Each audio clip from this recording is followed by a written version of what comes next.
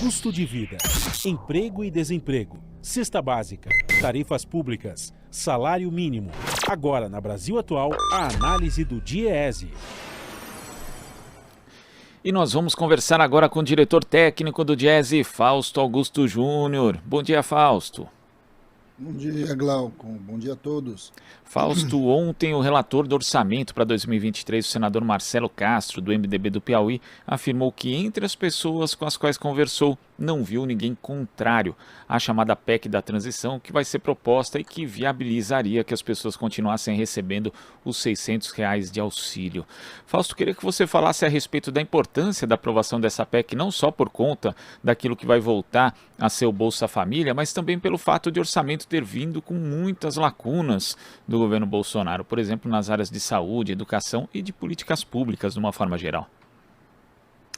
Bem, então, Glauco, acho que essa é a primeira questão para a gente conversar aqui um pouco com os nossos ouvintes, né? O que é o orçamento e como é que o orçamento se organiza? O orçamento, ele de certo modo prevê os gastos do governo federal para o ano que vem, e ele é aprovado pelo Congresso no ano anterior e a partir de uma proposta mandada pelo Executivo, né? Nesse caso, a gente tem uma proposta que foi mandada pelo governo Bolsonaro, que cortou, né, no orçamento diversas áreas, inclusive para poder liberar recursos aí para ampliação das desonerações que foram feitas ali nesse período eleitoral.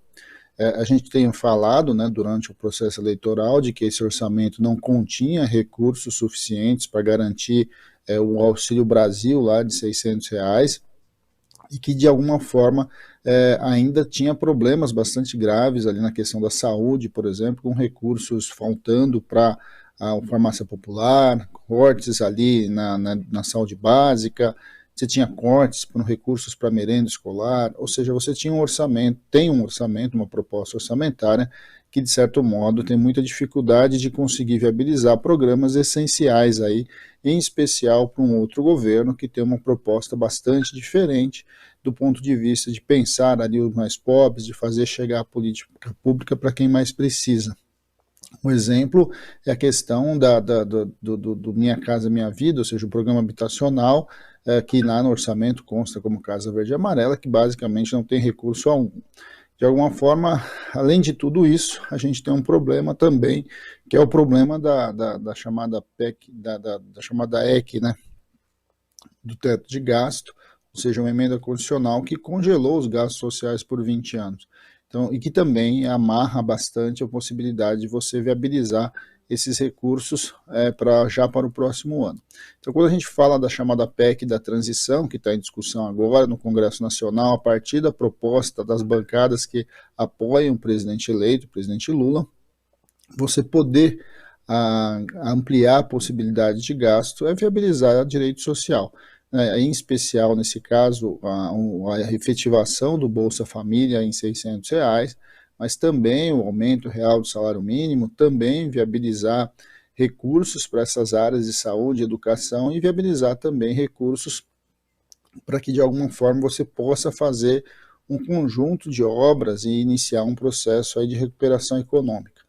Agora, por outro lado, todo esse debate passa por dentro do Congresso Nacional. Você primeiro precisa fazer mais uma PEC, ou seja, mais uma emenda à Constituição, que possibilite retirar alguns gastos do limite de teto de gasto que está colocado ali. Até que o Congresso Nacional, em algum momento, de fato, faça uma discussão, que é fundamental que a gente faça, sobre os limites ali dos impostos pelo teto de gasto, que no final das contas acaba por inviabilizar a política pública.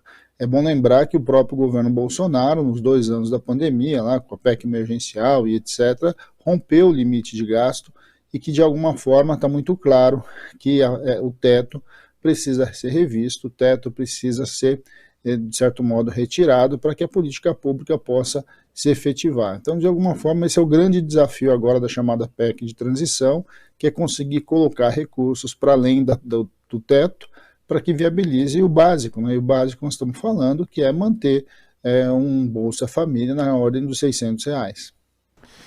E além do teto, Fausto, nós temos aí um Banco Central que desde 2021 é autônomo. Então, o atual presidente do órgão, Roberto Campos Neto, tem mandato até 31 de dezembro de 2024. Isso é outro desafio para o governo que entra também, fazer essa conjunção, essa concertação entre aquilo que vai pretender a equipe econômica e aquilo que também mira o Banco Central? Bem, esses são os dilemas aí das reformas que aconteceram desde 2016, desde o golpe, né, desde o impeachment da presidente Dilma, e que de alguma forma foi consolidando uma possibilidade bastante reduzida dos governos eleitos de implementarem a sua política. A questão do Banco Central independente é um desses papéis, né, uma dessas questões. O atual presidente do Banco Central foi indicado pelo atual governo, vai manter o seu mandato e que de alguma forma vai conduzir a política monetária brasileira, pelo menos até a metade do governo atual. Então temos um dilema ali que precisa ser equacionado. Por outro lado, é bom lembrar, né, Glauco, que a lei que define o Banco Central independente, ela subordina o Banco Central a buscar um conjunto de metas definidos pelo Conselho Monetário Nacional. Esse órgão, sim, o Conselho Monetário Nacional, é indicado pelo presidente eleito, indicado pelo governo, e o Conselho Monetário Nacional tem a obrigação de indicar metas, não só metas de inflação, que é a principal função do Banco Central, ou seja, colocar o Brasil dentro de um parâmetro de inflação condizente, de acordo com o que está sendo definido pelo Conselho, mas também metas de crescimento econômico, geração de emprego e renda. Então, de alguma forma, a grande discussão com relação ao Banco Central vai vir por meio da indicação dos ministros e, consequentemente, do Conselho Monetário Nacional.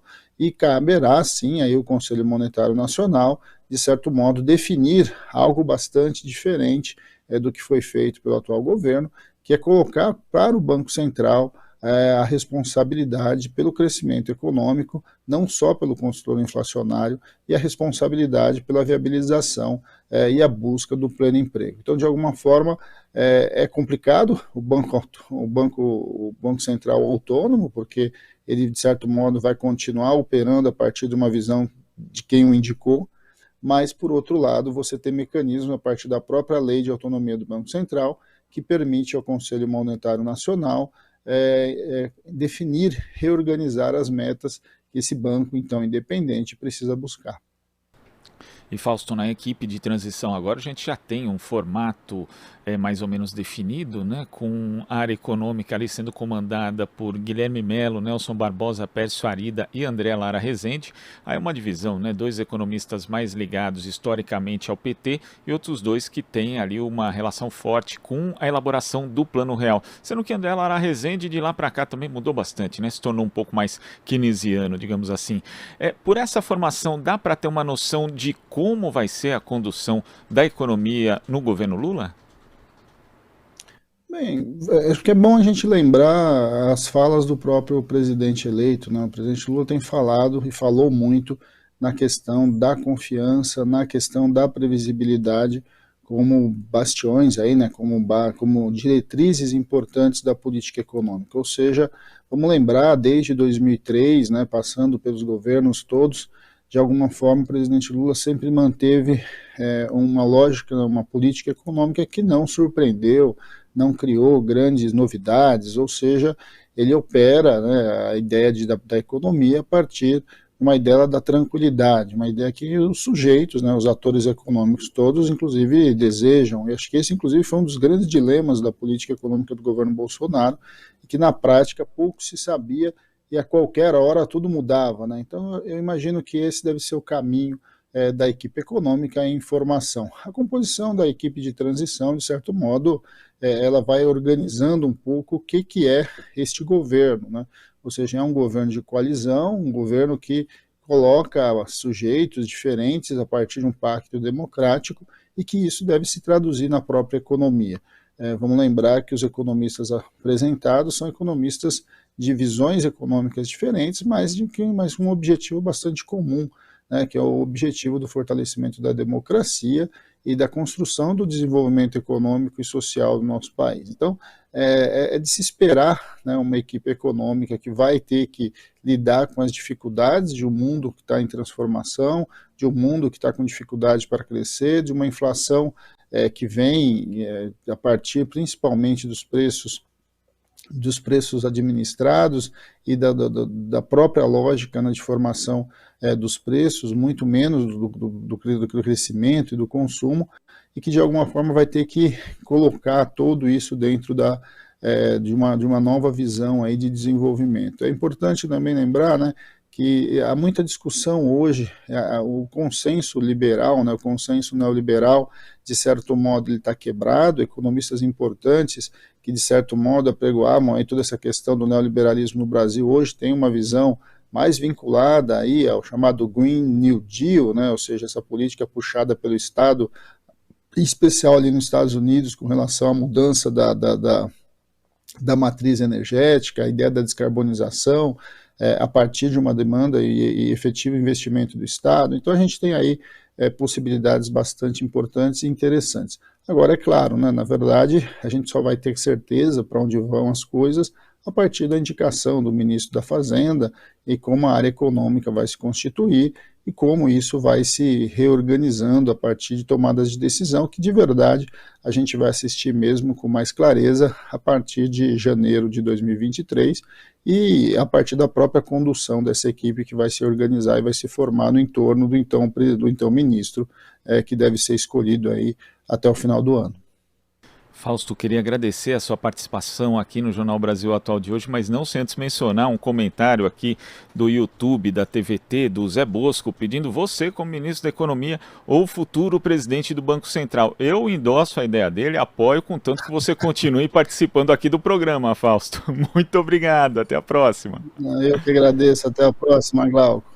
Conversamos aqui com o diretor técnico do Diese, Fausto Augusto Júnior.